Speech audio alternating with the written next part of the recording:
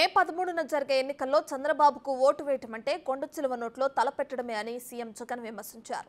చంద్రబాబు మేనిఫెస్టోలో చెప్పిన అంశాలు అమలు కావాలంటే లక్షల కోట్లు కావాలన్నారు. అధికారంలోకి రావడానికి మాత్రమే ఇలాంటి హామీలు ఇచ్చారని ఆయన మండిపడ్డారు. 14 ఏళ్ల ముఖ్యమంత్రి అంటాడు, 3 సార్లు ముఖ్యమంత్రిగా చేశానంటాడు. మరి ఆయన పేరు చెప్తే పేదవాడికి గుర్తుకొచ్చే ఒక్కటంటే ఒక్క స్కీమ్ అయినా ఉందా అని అడుగుతా ఉన్నాను మీ అందరి సమక్షంలో.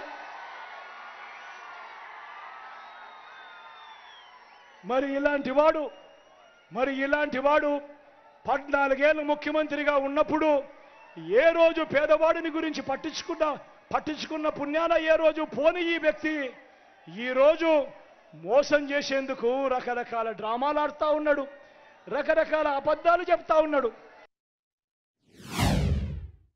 చంద్రబాబు నాయుడు గారి విశ్వసనీయత, చంద్రబాబు నాయుడు గారి సాధ్యం కాని హామీలను ఏ స్థాయిలో ఉన్నాయి అనంటే ఈ 2014లో ఇదే చంద్రబాబు ఆయన పక్కన మోడీ గారు ఆయన పక్కన దత్తపుత్రుడి ఫోటో పెట్టుకొని చంద్రబాబు సంతకం పెట్టి మీ ప్రతి ఇంటికి పంపించిన ఈ పాంఫ్లెట్లో కనీసం ఒకటంటే ఒకటి జరగని ఈయన విశ్వసనీయత ఏ స్థాయిలో ఉంది అనంటే ఈ రోజు ఈ పెద్ద మనిషి చంద్రబాబు నాయుడు గారు మేనిఫెస్టో అంటూ డిక్లేర్ చేశాడు. డిక్లేర్ చేస్తే ఏమైందో తెలుసా?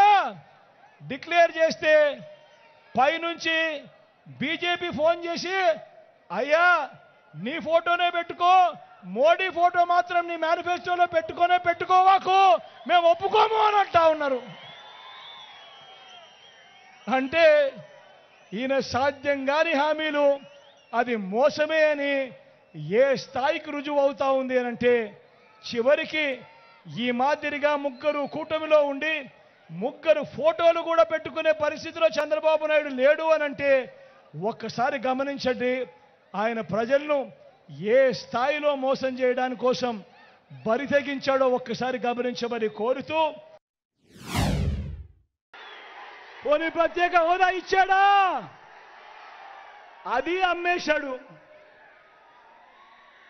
మళ్ళీ ఇవాళ ఏమంటా ఉన్నారు? మళ్ళీ ఇదే ముగ్గురు, మళ్ళీ ఇదే కూటమి, మళ్ళీ కొత్త మేనిఫెస్టో అంటూ మళ్ళీ డ్రామాలు, మళ్ళీ హిస్టరీ రిపీట్స్.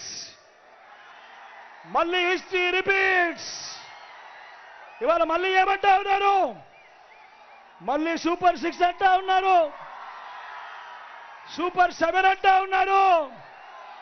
నమ్ముతారా?